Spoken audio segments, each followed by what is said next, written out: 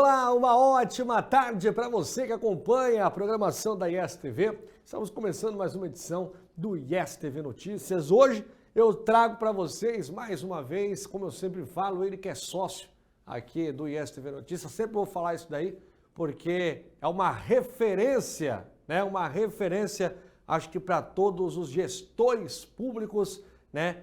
Pelo menos aqui da Baixada Santista. Hoje eu trago deputado federal Alberto Mourão, mais uma vez aqui com a gente hoje, porque no último programa com o deputado tinha tanta coisa para falar que a gente deixou um segundo programa só para isso, deputado. Boa tarde, Lohan. Boa tarde à população do Guarujá, da região da Baixada Santista. É um prazer maravilhoso estar com vocês hoje, né? Para a gente continuar aquela conversa, aquele bate-papo. Deputado, hoje nós vamos falar sobre o SUS. O senhor, eu lembro que na nossa primeira conversa o senhor falou que tinha prioridades com habitação, prioridades com segurança e também prioridades com a saúde. E o senhor apresentou uma PL que traz uma unificação de informações, né? E com isso vai trazer agilidade, organização, que é o que mais precisa no SUS, e a transparência, né? Para quem for atendido. Como que tá o andamento dessa PL e o que foi apresentado, deputado, para os nossos telespectadores que assistem, que dependem do SUS, deputado? Nós que temos a ISTV é um canal aberto, nós pegamos o pessoal do Nordeste, o pessoal do Sudeste, o pessoal do Sul, que está sempre assistindo a nossa programação, eles que dependem, deputado, do Sistema Único de Saúde, que nessa pandemia mostrou-se muito eficaz e a principal ferramenta para que tudo isso fosse tratado de maneira mais rápido e muito melhor. O que nós podemos esperar dessa PL do senhor, deputado? Ora, Lohan, eu queria falar um pouco sobre o motivo de tudo isso, né? Eu convivi como administrador, alguns mandatos. Então, assim, tem o dia da operacionalização no dia a dia do Sistema Único de Saúde. Mas depois que você sai para fazer uma campanha a nível estadual, você convive com uma realidade também nua e crua.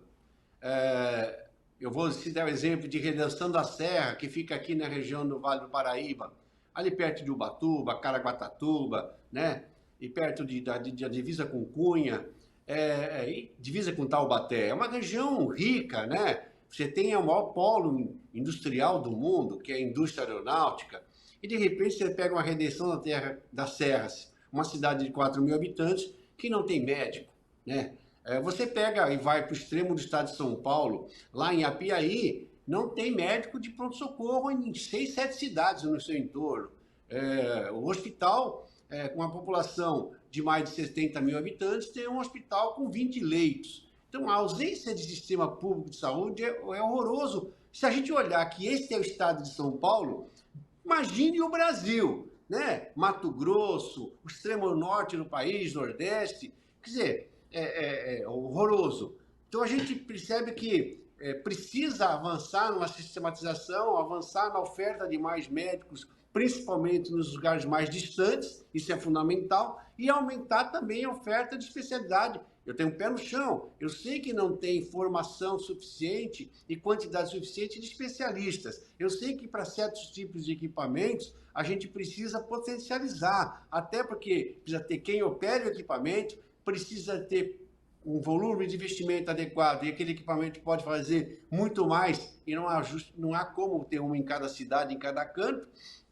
Isso é organização administrativa. Então, quando eu comecei a me debruçar, foi porque passei por essas dificuldades e convivo com elas ainda, né? Menor, bem menor, mas não, na dúvida que eu tenho que ajudar. Aí, o que eu me debrucei? Essa questão famoso CROSS, aí o pessoal da Baixada, quem opera o sistema de saúde em qualquer região do estado de São Paulo, sabe o que é o CROSS, que é um sistema de referência, onde você insere a demanda que a unidade de emergência está precisando para internar alguém, que a unidade de especialidade coloca para até fazer um exame de alta complexidade, o que a unidade básica coloca lá no sistema para fazer o exame de uma consulta de alta complexidade ou média complexidade, que é o oftalmo, que é o especialista em um determinado serviço, esse cara não tem acesso. Começa essa fila e mais ainda, Lohan, o cara às vezes vai em diversas cidades, se inscreve, porque o sistema é único, mas não se conversa, é burro, ele vai lá, fica na fila das outras cidades e vai em diversos hospitais também e se inscreve na fila. O que acontece? Há uma ideia de volume enorme de serviços a serem atendidos, automaticamente também, quando alguém é atendido, não dá baixa no outro sistema, e essa bagunça não permite que haja uma gestão eficiente dos recursos públicos.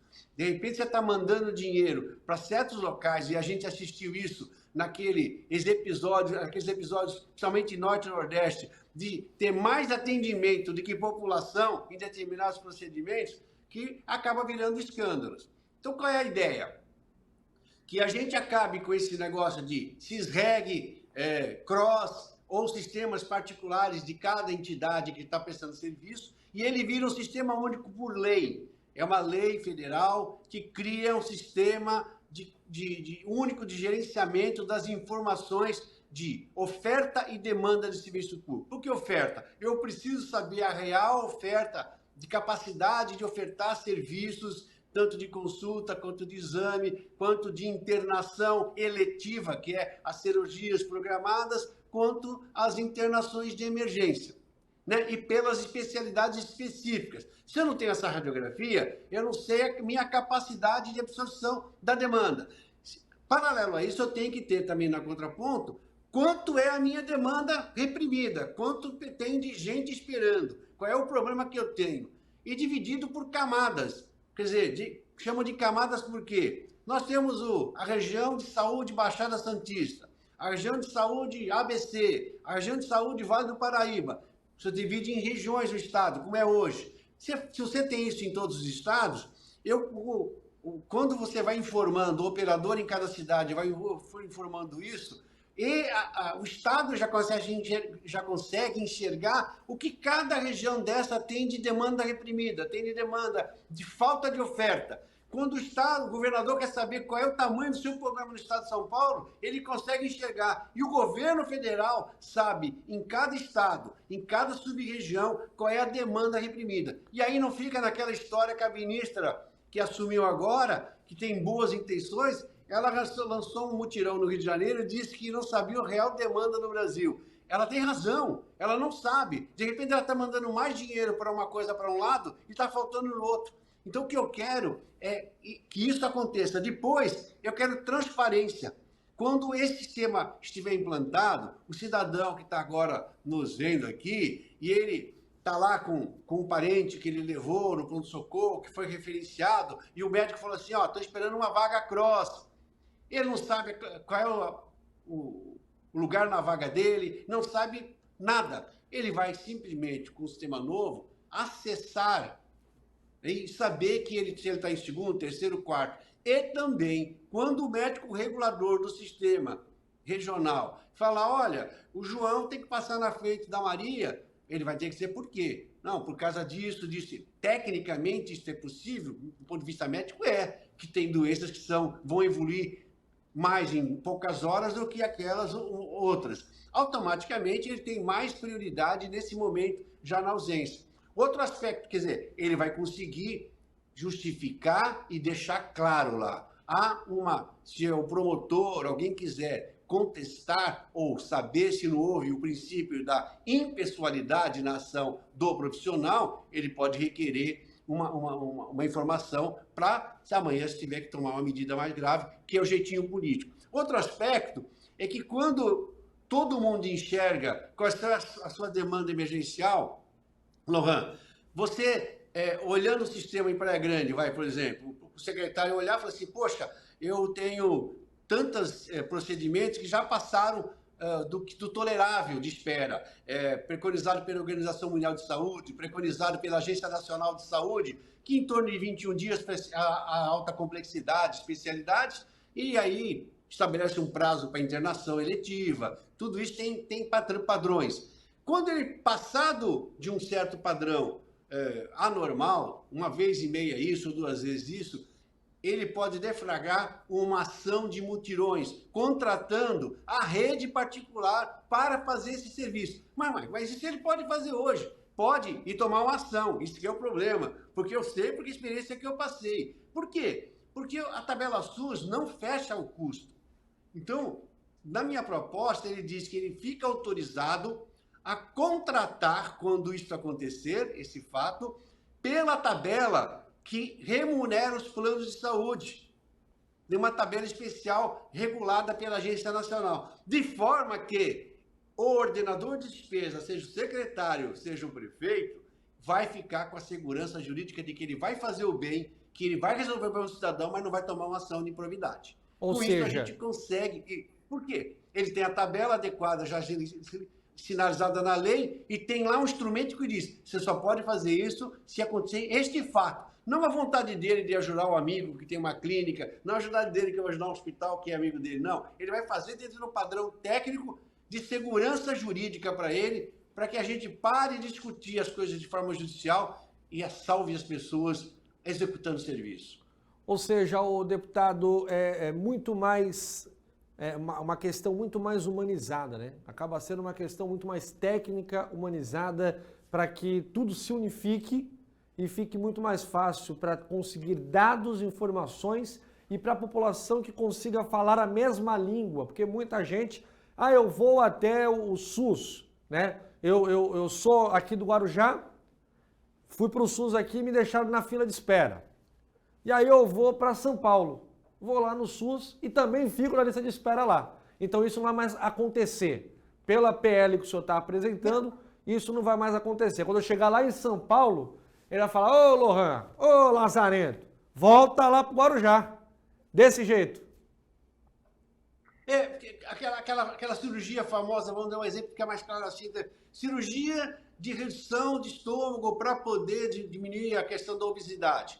É uma cirurgia que precisa, primeiro, equipamento adequado, o hospital tem que ter, o centro cirúrgico tem que estar adaptado para isso, às vezes você pega uma pessoa de 180 quilos, ela não vai em qualquer maca, ela não vai em qualquer mesa cirúrgica, ela precisa de equipamentos adequados, certo? E depois, como é desespero, né, o cara se inscreve em diversos hospitais para fazer isso, ou sistemas. Quando se libera recurso para isso, e aconteceu, eu me lembro desse fato, tem 50 caras empregantes, tem 50 em Santos, tem 50 em tal lugar. Mas, na verdade, são os mesmos 50, às vezes. Tá achando que vai mais rápido. Dinheiro que não vai ser usado. E acaba sendo usado em tudo, porque o dinheiro não vem só para... Ele vem para o que nós chamamos de teto-mac. Quer dizer, esse recurso acaba ficando com municípios que não precisam, e aquele município que, às vezes, tem os 20 pessoas, recebeu menos. Então, assim... com isso, a gente potencializa os gastos públicos, executa ele com melhor qualidade e de melhor atendimento à sociedade. É perfeito. Vale lembrar você, telespectador, nosso tempo ele já estourou. Quero agradecer ao deputado Alberto Mourão, né? É interessante o que ele vem fazendo, o que o deputado vem fazendo, porque ele está otimizando. As pessoas falam assim, mais um deputado, mais um fazendo propostas. Não, o deputado Alberto Mourão ele está otimizando, ele está pegando aquele dinheiro dos seus impostos e está otimizando para que não tenha gastos desnecessários. Ele está mostrando aqui, ele está falando para a gente, falando para você aí de casa, as propostas que são propostas firmes, robustas e propostas que vai melhorar a sua condição e a sua qualidade. Deputado, quero agradecer mais uma vez o senhor por estar aqui com a gente hoje. Como já foi cobrado, esperamos o senhor aqui presencialmente, viu? E o seu recado final para os nossos telespectadores. Obrigado pela sua análise conjuntural. É exatamente isso, é melhorar os gastos públicos. É um prazer estar falando com vocês. Eu quero estar pessoalmente aí. A semana que vem eu recebo todos os prefeitos da Baixada para falar com o ministro das cidades, para falar da habitação, de mobilidade urbana, e em especial também o prefeito do Guarujá. Nós estamos tratando de Conceiçãozinha, da gente fazer uma remodelação lá, tem um projeto maravilhoso das 700 casas que nós queremos fazer, e o ministro está bem animado com isso, com recursos da União, com recursos da autoridade portuária, de forma que a gente consiga melhorar a qualidade de vida dessas pessoas e principalmente transformar ali num grande polo de expansão de geração de emprego. Muito obrigado por estar aqui com vocês e eu vou aí para conversar um pouco mais sobre tudo isso. Bom, encerramos mais uma edição do ISTV Notícias aqui para vocês. Nosso tempo, como eu disse, estourou, mas amanhã eu estou de volta com mais uma edição. Continue com a nossa programação. Até lá, tchau, tchau.